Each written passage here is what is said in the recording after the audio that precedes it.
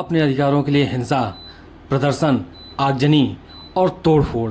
पूरे देश में कर्फ्यू का माहौल और हर तरफ विरोध प्रदर्शन, हर तरफ आंदोलन, सिर्फ और सिर्फ अपने अधिकारों के लिए। और उसके बाद फिर अपने देश के लिए प्रार्थना, ताकि उनका देश अमन चैन से रहे। और अपने अधिकारों की मांग के बाद फिर अपने कर्तव्यों का निर्वहन, फिर से वो देश, वो राष्ट्र, उनका जगह साफ सुथरा खूबसूरत लगे। इसके लिए फिर से एक आंदोलन, ताकि हर जगह फिर से खूबसूरती, हर जगह फिर से सफाई हो और सभी लोग फिर से उनके बारे में बातें करें। Hey hello guys, good morning all of you. कैसे हैं दोस्तों आप सभी? आई होप आप सभी मस्त होंगे, व्यस्त होंगे और जबरदस्त होंगे। दोस्तों, आप जानते ही हैं भारत का पड़ोसी देश नेपाल, और यहाँ पे युवा वर्ग अपने अधिकारों के लिए आंदोलन किया और काफ़ी ज़्यादा वहाँ पे प्रदर्शन हुआ, और इस प्रदर्शन ने पूरी तरीके से हिंसात्मक रूप भी ग्रहण कर लिया था। आइए हमारे साथ वीडियो पे लगातार बने रहिए। हम आपको लेके चलते हैं नेपाल की उसी यात्रा पे जहाँ पे इतना ज़्यादा हिंसात्मक आंदोलन हुआ, जिसने मात्र 36 घंटे में पूरी सरकार, पूरे देश की सत्ता को पलट दिया। क्यों हुआ आखिर यह हम जानेंगे। इस वीडियो में आप लगातार बने रहेंगे तो इसके कारणों का भी आपको पता चलेगा। नेपाल में साल 2006 में राजशाही की समाप्ति हुई थी। उस समय भी बहुत ही बड़ा आंदोलन हुआ था। संसद की बहाली के लिए पूरे जन आंदोलन में लोग शामिल हुए। अब जो है सोशल मीडिया के बैन और भ्रष्टाचार के खिलाफ जेनजी यानी कि नई जनरेशन ने आंदोलन किया। इनका कहना था कि यहाँ पे नेताओं और अधिकारियों के द्वारा बहुत बड़े पैमाने पे भ्रष्टाचार किया जा रहा है, और ये लगातार एक मुहिम भी चला रहे थे कि कैसे यहाँ के नेता और बड़े अधिकारियों के बच्चे एंजॉय कर रहे हैं, ऐश कर रहे हैं, खूब शान शौकत से अपने जीवन को जी रहे हैं और उसका प्रदर्शन भी कर रहे हैं। और वहीं बाकी आम जनता गरीबी में, बेरोजगारी में हर तरफ से जूझ रही है, परेशान हो रही है, और उनका जो जीवन का स्तर है वो लगातार नीचे गिर रहा है, जिसके कारण ये आंदोलनरत थे। और यूट्यूब, व्हाट्सएप, फेसबुक और ऐसे ही इंस्टाग्राम इत्यादि जितने भी सोशल मीडिया ऐप हैं उस पर लगातार मुहिम चलाए हुए थे, जिसके कारण सरकार ने इन सारे सोशल मीडिया ऐप को बंद कर दिया। इसके वजह से जेन जी ने यहाँ पे आंदोलन शुरू कर दिया, और आंदोलनकारी, प्रदर्शनकारी लोगों ने संसद, सिंह दरबार और सुप्रीम कोर्ट समेत कई प्रशासनिक इमारतों में तोड़फोड़ आगजनी की। सेना लगातार मुहिम चला रही है कि ये प्रदर्शनकार प्रदर्शन बंद कर दें, लेकिन प्रदर्शनकारी जो है, आंदोलनरत जो हैं, वो प्रदर्शन को बंद नहीं कर रहे हैं, और लगातार ये मुहिम चल रही है। और चलते चलते इस कदर जो है हावी हो गई कि पूरी की पूरी नेपाल की सत्ता ही पलट दी इसने। आइए, इसमें बहुत सारे कारण हैं। कौन कौन से कारण हैं हम जानते हैं। आप ये देख सकते हैं वीडियो में किस तरीके से आगजनी यहाँ की गई है। यहाँ पे तो जो मेन सेंट्रल जेल थी उसमें भी तोड़फोड़ की गई, और वहाँ से बहुत सारे लोगों को जो वहाँ पे गिरफ्तार होके कैद थे उनको निकाल दिया गया। आप ये देख सकते हैं भारतीय मीडिया भी यहाँ पहुँची थी और उसके खिलाफ भी यहाँ पे प्रदर्शन हुए। वहाँ की जनता ने कहा कि आप लोग जो है पूरी तरीके से झूठ बेचते हो और हमारे देश से निकल जाओ। आपके सच्चाई की, आपके मीडिया की ज़रूरत नहीं है, क्योंकि आप सच बोलते ही नहीं हो।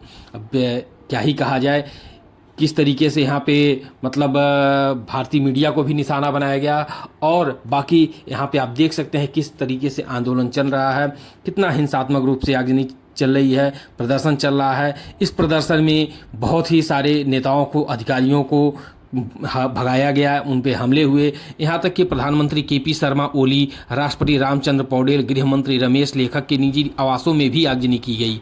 पार्टी दफ्तरों और पुलिस थानों पर हमले किए गए। बैंकों में लूटपाट की गई। पूर्व सीएम शेर बहादुर देउबा और उनकी पत्नी आरजू राणा को घर में घुसकर पीटा गया। वित्त मंत्री विष्णु पौडेल को काठमांडू में उनके घर से बाहर निकालकर दौड़ा कर पीटा गया। पूर्व पीएम की पत्नी को जिंदा जला दिया गया। प्रधानमंत्री केपी शर्मा ओली ने इस्तीफा दे दिया क्योंकि वो मजबूर हो गए थे। कहा जा रहा है कि केपी शर्मा ओली जो है वो देश छोड़ चुके हैं, और उनके साथ अनेकों मंत्री भी देश छोड़ के भाग चुके हैं। इस हिंसक प्रदर्शन में लगभग 30 से ज़्यादा लोगों की मौत हो गई है, 400 से ज़्यादा लोग घायल हो गए हैं। सेना ने खैर कंट्रोल कर लिया है, लेकिन हिंसा लगातार जारी थी। पर अब धीरे धीरे जो है चीज़ें पटरी पर आ रही हैं, अपनी व्यवस्थाओं पे आ रही हैं। हम बात करते हैं जेन जी के बारे में, जिसने इतना बड़ा आंदोलन शुरू कर दिया। क्या है ये जेनजी? इसकी चर्चा हर तरफ है। हर न्यूज़ चैनल, अखबार और सोशल मीडिया में एक ही खबर छाई है कि नेपाल के जेनजी यानी कि जेनजेड ने आंदोलन करके सत्ता ही पलट दिया। जेनजेड यानी जनरेशन जेड एक पीढ़ी है जिसे आमतौर पर उन बच्चों एवं युवाओं के लिए कहा जाता है जिनकी उम्र आज 13 से 28 वर्ष के बीच है। मतलब ये वो पहली पीढ़ी है जो बचपन से ही इंटरनेट, स्मार्टफोन, सोशल मीडिया और डिजिटल तकनीक के बीच बड़ी हुई, जिनके लिए reel, Instagram, short video, TikTok एवं अन्य सोशल साइट्स इनके जीवन का प्रमुख हिस्सा है। यही वो पीढ़ी है जो पारंपरिक सोच को आसानी से चुनौती देती है। ये इंटरनेट और सोशल मीडिया की वजह से दुनिया भर की खबरों, फैशन और ट्रेंड्स में हमेशा जुड़े रहते हैं। 1997 से 2012 यानी कि 13 साल से 28 साल के लोग, और इन्होंने इस बार ये दिखा दिया कि ये सिर्फ रील और मीम बनाने वाले नहीं हैं बल्कि ये सिस्टम को बदलने वाले भी हो चुके हैं। खैर, ये जो आंदोलन हुआ वो भ्रष्टाचार के खिलाफ हुआ, यहाँ पे जो समस्याएं थीं उसके खिलाफ हुआ, बेरोजगारी के खिलाफ हुआ। यहाँ पे जो नेता और अधिकारी मनमाने तरीके से भ्रष्टाचार फैला रहे थे और मनमाने तरीके से शासन कर रहे थे, उसके खिलाफ ये जनता, ये युवा एकजुट हुए और इतना बड़ा आंदोलन किया। लेकिन इसके पीछे बहुत सारे कारण भी हैं। क्या क्या कारण हैं आपने लगातार मीडिया पे भी सुना भी होगा। कई लोग यहाँ पे जातिगत समीकरण को भी इस आंदोलन का कारण मान रहे हैं। बहुत सारे लोगों का कहना है कि यहाँ पे सिर्फ एक ही वर्ग का प्रभुत्व था, एक ही वर्ग का शासन सत्ता में अधिकार था। वहाँ पे बड़े बड़े पदों पे सिर्फ एक ही वर्ग के लोग कब्जा जमाए हुए थे।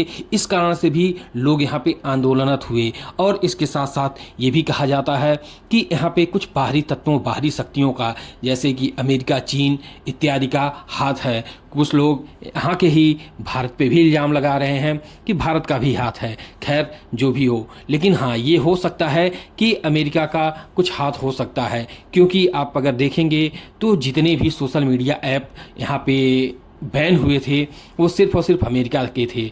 चीन का टिकटॉक वगैरह और कुछ एक दो ऐप हैं जिनको बैन नहीं किया गया था। तो चूँकि सभी लोग जानते हैं कि नेपाल, जो इस समय नेपाल की जो सत्ता है वो लगातार चीन की तरफ झुकी रहती है, चीन से अपने रिश्ते को ज़्यादा मजबूती के साथ बनाए रखती है, जबकि पहले ऐसा नहीं था। पहले जो है भारत के साथ नेपाल के संबंध सबसे ज़्यादा अच्छे हुआ करते थे और भारत जो है नेपाल में बहुत सारी क्रियाओं, गतिविधियों को कार्यान्वित करता था और नेपाल का बहुत मदद भी करता था। लेकिन खैर, जो भी हो, इस आंदोलन को, जिस आंदोलन ने यहाँ के सत्ता को पलट दिया, उसके बारे में क्या कहा जाए। खैर, जो भी हुआ ठीक भी हुआ, लेकिन जो प्रदर्शन हिंसात्मक हुआ इसको अच्छा नहीं कहा जा सकता है। खैर, इस जनरेशन को आप देख सकते हैं जहां अपने अधिकारों के लिए इसने इतना बड़ा लड़ाई लड़ा, इतना बड़ा आंदोलन किया। अब वही जो जनरेशन है वो यहाँ की खूबसूरती को फिर से बरकरार करना चाहती है, फिर से वो आगे आई है एक नए आंदोलन में, चूँकि उनकी बातें मान ली गई और वहाँ का सत्ता पलट दिया गया। और उसके बाद जो है, जो इनका मांग था वो भी लगभग पूरा होने ही वाला है। तो फिर से यहाँ की ये नई जनरेशन फिर से एक आंदोलन पे उतर आई है कि हमने जो अपने देश की बर्बादी की है, जो आगजनी की है, जो तोड़फोड़ की है, फिर से उसे हमें सही करना है। आप देख सकते हैं लगातार ये साफ़ सफाई इत्यादि ये फिर से इन्होंने आज से शुरू कर दिया है और जल्दी ही जो है ये पूरी तरीके से हम आशा करते हैं कि नेपाल पूरे पहले की तरह ही हो जाएगा, क्योंकि बहुत ही खूबसूरत देश है। हमारा तो रिश्ता है नेपाल से, बहुत सारे हमारे रिलेटिव भी यहाँ पे हैं और हम कोई ऐसा देश जहाँ पे हम सबसे ज़्यादा जाते हैं वो नेपाल ही है। नेपाल की पहाड़ियों में, नेपाल की वादियों में हम बहुत घूमे हैं और बहुत सारे ऐसे जगह है जहाँ का रास्ता, गली गली मुझे याद है, आंख बंद करके हम वहाँ पहुँच जाते हैं।